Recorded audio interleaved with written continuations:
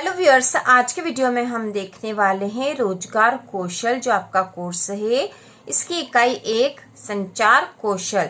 तो इसके वस्तुनिष्ठ प्रश्न, लघु उत्तरीय और दीर्घ उत्तरीय सारे ही प्रश्न देखेंगे और रोजगार कौशल की वार्षिक परीक्षा की भी संपूर्ण तैयारी इसके साथ आपकी हो जाएगी और त्रैमासिक परीक्षा की भी।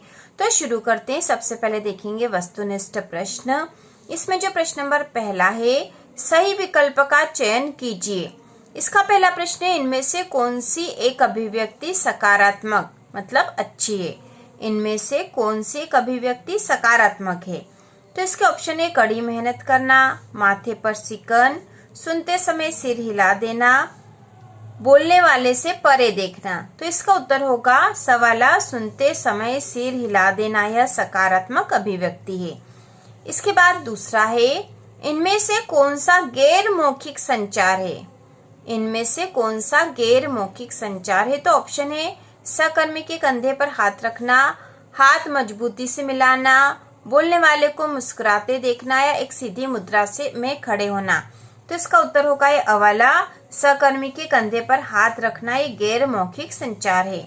इसके बाद अगला है, यदि आप स्वयं को दिए गए कार्य को समझ नहीं पा रहे हैं तो आपको कौन सा प्रश्न पूछना चाहिए। तो इसके ऑप्शन है, इस कार्य की रिपोर्ट कहाँ है, इस कार्य को कब पूरा करने की आवश्यकता है, क्या यह कार्य महत्वपूर्ण है, या कोई प्रश्न पूछने की आवश्यकता नहीं है। तो इसका उत्तर होगा, क्या यह कार्य महत्वपूर्ण है, क्योंकि यहाँ प्रश्न था यदि आप स्वयं को दिए गए कार्य को समझ नहीं पा रहे हैं तो आपको कौन सा प्रश्न पूछना चाहिए। तो आपको पूछना चाहिए, क्या यह कार्य महत्वपूर्ण है। इसके बाद अगला है, जब आप एक प्रस्तुति के लिए तैयारी कर रहे हो तो आपको चाहिए। जब आप एक प्रस्तुति के लिए तैयारी कर रहे हो तो आपको चाहिए, तो क्या चाहिए। तो ऑप्शन है, प्रस्तुति के उद्देश्यों पर ध्यान केंद्रित करना चाहिए, या फिर दर्पण या मित्र के सामने बोलने का अभ्यास करना चाहिए, या अपनी स्लाइड की प्रस्तुति के लिए समय पूर्वाभ्यास करना चाहिए, या उपरोक्त सभी। तो इसका उत्तर होगा उपरोक्त सभी। अगला है, एक खड़ी मतलब सीधी शारीरिक मुद्रा व्यक्त करना देखना क्या दर्शाता है। शर्म, डर, आत्मविश्वास या बुद्धिमत्ता। तो इसका उत्तर है आत्मविश्वास। एक खड़ी शारीरिक मुद्रा व्यक्त करना या देखना क्या कहलाता है। तो आत्मविश्वास कहलाता है। इसके बाद हम देखेंगे लघु उत्तरीय प्रश्न। इसमें पहला जो है, स्पष्ट संचार को उदाहरण से ही समझाइए। स्पष्ट संचार को उदाहरण से ही समझाइए। तो इसका उत्तर है, स्पष्ट संचार प्रभावी संचार का एक तरीका है, अर्थात आप जो कहना चाहते हैं उसके बारे में स्पष्ट रहें। अगला प्रश्न है, मौखिक संचार के लाभ लिखिए। तो इसका उत्तर है, मौखिक संचार के लाभ निम्नलिखित है। पहला है, मौखिक संचार सरल व शीघ्र होता है। आप जो कहना चाहते हैं वह कह सकते हो, शीघ्रता से जवाब प्राप्त कर सकते हैं। और तीसरा लाभ है, जब आप विचारों का आदान प्रदान करना चाहते हैं तभी यह संचार का सरलतम रूप होता है। जब आप विचारों का आदान प्रदान करना चाहते हैं तभी यह संचार का सरलतम स्वरूप होता है। तो ये 3 लाभ है मौखिक संचार के। इसके बाद हम दीर्घ उत्तरीय प्रश्न देखेंगे जो कि 5 अंक के हैं। इसमें पहला, विभिन्न प्रकार के मौखिक संचार लिखिए, प्रत्येक प्रकार के लिए उदाहरण दीजिए। तो मौखिक संचार के विभिन्न प्रकार हमें उदाहरण सहित यहाँ लिखना है। तो इसका उत्तर है, विभिन्न प्रकार के मौखिक संचार निम्नलिखित है। इसमें पहला है, मौखिक या बोलने वाला संचार। आमने सामने की बातचीत, जब आप सामने वाले को देख सकते हैं। उदाहरण है, समूह चर्चा, घर परिवार के सदस्यों की बात करना, सदस्यों से बात करना, यह आएगा यहाँ पर। दूसरा है, लिखित संचार, संचार जिसमें लिखित या टाइप किए गए शब्द शामिल होते हैं। इसके उदाहरण है, पत्र, नोट्स लिखना आदि। तीसरा है, पुस्तकें एवं समाचार पत्र। और चौथा है, समाचार, सोच, दस्तावेज एवं फाइलें, फोटो, वीडियो, संगीत आदि सहित किसी व्यक्ति या समूह को संदेश भेजने के लिए उपयोग किया जा सकता है। तो यहाँ पे जो प्रश्न था कि विभिन्न प्रकार के मौखिक संचार के जो प्रकार है हमें यहाँ लिखने थे। तो इसमें है मौखिक या बोलने वाला संचार, लिखित संचार, पुस्तकें एवं समाचार पत्र और समाचार, दस्तावेज और फाइलें। इसके बाद अगला प्रश्न है, दृश्य संचार की परिभाषा लिखते हुए दृश्य संचार के लिए उपयोग किए जाने वाले किसी भी 4 सामान्य संकेतों के उदाहरण दें। तो सबसे पहले हमें दृश्य संचार की परिभाषा लिखनी है। तो इसका उत्तर हम लिखेंगे दृश्य संचार, जिसमें संदेश भेजने के लिए केवल प्रतिबिंबों अथवा चित्रों का उपयोग किया जाता है। इस प्रकार के दृश्य संचार का लाभ यह है कि इसे समझने के लिए आपको किसी विशेष भाषा की आवश्यकता नहीं है। तो दृश्य संचार की परिभाषा फिर से देख लेंगे। दृश्य संचार जिसमें संदेश भेजने के लिए केवल प्रतिबिंबों अथवा चित्रों का उपयोग किया जाता है। तो यह दृश्य संचार होता है जिसमें जब संदेश भेजते हैं तो केवल प्रतिबिंबों या चित्रों का उपयोग ही किया जाता है। इस प्रकार के दृश्य संचार का लाभ यह है कि इसे समझने के लिए आपको किसी विशेष भाषा की आवश्यकता नहीं है। अब यहाँ पे हमें दृश्य संचार के लिए उपयोग किए जाने वाले किसी भी 4 सामान्य संकेतों के उदाहरण देने थे। तो पहला है साइन, जो ये बताता है कि क्षेत्र एक धूम्रपान क्षेत्र नहीं है। ठीक है, तो इस प्रकार का जो चिन्ह होता है नो स्मोकिंग, मतलब धूम्रपान क्षेत्र नहीं है, यहाँ पे धूम्रपान आपको नहीं करना है। दूसरा है ट्रैफिक सिग्नल, जो हार्न नहीं बजाने के लिए संकेत करता है। तो ट्रैफिक सिग्नल है या हार्न नहीं बजाना, इसके लिए संकेत है यह। इसके बाद तीसरा उदाहरण है ज्वलनशील पदार्थों के लिए साइन। तो यह जो साइन है इससे इस संकेत से पता चलता है कि ज्वलनशील पदार्थ है। इसके बाद चौथा है एक रेलवे क्रॉसिंग पर दर्शाए गए साइन। तो रेलवे क्रॉसिंग के लिए इस तरह के चित्र होते हैं, ये संकेत है। इसके बाद हम अगला प्रश्न देखेंगे और यह संचार में दृष्टिकोण को प्रभावित करने वाले 7 कारकों को लिखिए। ठीक है, संचार में दृष्टिकोण को प्रभावित करने वाले 7 कारक। तो इसका उत्तर है पहला है स्पष्ट, आप जो कहना चाहते हैं उसके बारे में स्पष्ट रहें। दूसरा है संक्षिप्त शब्दों का उपयोग करें और केवल वही करें जो आवश्यक है। यथार्थपूर्ण शब्दों और वाक्यों का उपयोग करें। चौथा है ठीक सही वर्तनी भाषा और व्याकरण का उपयोग करें। पांचवा है सुसंगत, आपके शब्दों का अर्थ होना चाहिए और मुख्य विषय से संबंधित होना चाहिए। छठा है पूर्ण, आपके संदेश में सभी आवश्यक जानकारी होनी चाहिए। सातवां है शिष्ट, सम्मानजनक, मित्रवत और ईमानदार रहें।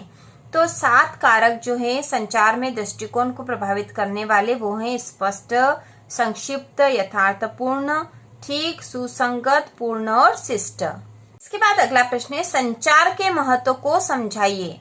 तो इसका उत्तर हम लिखेंगे संचार का महत्व बताएंगे। तो संचार का महत्व स्पष्ट रूप से संचार करने और विचारों अथवा भावनाओं तथा भावों का आदान प्रदान करने की अपनी योग्यता आपके सभी रिश्तों में सहायक सिद्ध होती है। उदाहरण के लिए आप किसी चीज के बारे में सूचित कर सकते हैं अथवा संचार के माध्यम से अन्य लोगों को प्रभावित कर सकते हैं। संचार कौशल की आवश्यकताएं भी हम यहाँ लिखेंगे। तो संचार कौशल की जो आवश्यकताएं होती है वह है सूचित करना, आपको किसी को तथ्यों अथवा सूचना देने की आवश्यकता पड़ सकती है। उदाहरण है किसी मित्र से परीक्षा के समय तालिका के बारे में बातचीत करना। दूसरा है प्रभाव डालना, आपको किसी को भी अप्रत्यक्ष परंतु आमतौर पर महत्वपूर्ण तरीके से प्रभावित अथवा बदलने की आवश्यकता हो सकती है। तीसरा भावनाओं को व्यक्त करना, अपनी भावनाओं को व्यक्त करने के लिए उनके बारे में स्वस्थ तरीके से बात करना। उदाहरण है परीक्षा में अच्छा करने के बारे में अपने उत्साह को साझा करना। तो संचार कौशल की आवश्यकता है ये सूचित करना, प्रभाव डालना और भावनाओं को व्यक्त करना। इसके बाद है गैर मौखिक संचार को परिभाषित करते हुए गैर मौखिक संचार के प्रकारों का वर्णन कीजिए। तो इसका उत्तर है गैर मौखिक संचार वह संदेश है जो हम बिना किसी शब्द का उपयोग किए दूसरों को भेजते हैं। हम भाव, शारीरिक मुद्राओं के माध्यम से दूसरों को संकेत और संदेश भेजते हैं। तो गैर मौखिक संचार में शब्दों का प्रयोग नहीं किया जाता है, संकेतों, मुद्राओं के द्वारा ही संदेश भेजा जाता है। अब हमें गैर मौखिक संचार के प्रकार बताने हैं। गैर मौखिक संचार के प्रकार में पहला है चेहरे की अभिव्यक्ति। चेहरे की मुद्रा कई बार व्यक्ति की भावना को दर्शाती है। उदाहरण के लिए जब हम खुश होते हैं तो हम इसे मुस्कुराकर प्रदर्शित करते हैं। दूसरा शारीरिक मुद्रा, मुद्राएं शरीर की स्थितियां होती है जो हमारे आत्मविश्वास और भावनाओं को व्यक्त करती है। तीसरा हाव भाव अथवा शारीरिक भाषा, हाव भाव या शारीरिक भाषा के संकेत शरीर के अंग विशेष रूप से हाथ अथवा सिर किसी विचार को दर्शाने के लिए उपयोग किया जाता है। इसके बाद निबंधात्मक प्रश्न हम देखेंगे जिसमें है संचार के स्वरूपों को प्रभावित करने वाले कारकों का वर्णन कीजिए। तो इसका उत्तर है संचार के स्वरूपों को प्रभावित करने वाले कारक। तो इसमें सबसे पहला भाषा, और कारक किस प्रकार से बाधक हो सकते हैं यह यहाँ लिखेंगे। यहाँ पे कारक है और कारक किस प्रकार से बाधा हो सकते हैं। तो सबसे पहला है भाषा। गलत शब्दों, अपरिचित भाषा के उपयोग एवं विवरण की कमी के मामले में भाषा संचार में बाधक के रूप में काम कर सकती है। दूसरा, दृश्य अनुभूति। दृश्य अनुभूति मस्तिष्क की वह योग्यता है जिसमें वह उन चीजों का अर्थ निकालता है जिन्हें हम अपनी आंखों से देखते हैं। तीसरा, पूर्व अनुमान। हमारे पिछले अनुभव की यादें हमें समझने अथवा संचार को स्पष्ट रूप से संप्रेषित कर सकते हैं। पूर्व अवधारणा। पूर्व निर्धारित विचार, जैसे कि यह सोचना कि कक्षा में मुझे कोई पसंद नहीं करता, यह धारणा किसी भी छात्र को कक्षा में सार्वजनिक रूप से संचार करने से रोक सकती है। पांचवा, भावनाएं। हमारी भावनाएं और भाव, जैसे कि रुचि की कमी अथवा अन्य लोगों पर भरोसा न करना, संचार को प्रभावित करते हैं। तो संचार को प्रभावित करने वाले कारकों में है भाषा, दृश्य अनुभूति, पूर्व अनुमान, पूर्व अवधारणा और भावनाएं। इसके बाद अगला प्रश्न है, प्रश्न पूछने के लिए 5W+1H तरीके का उदाहरण सहित वर्णन करें।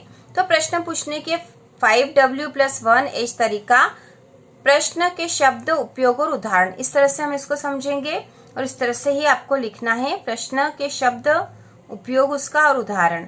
तो कौन, कहाँ, कब, क्या, क्यों और कैसे।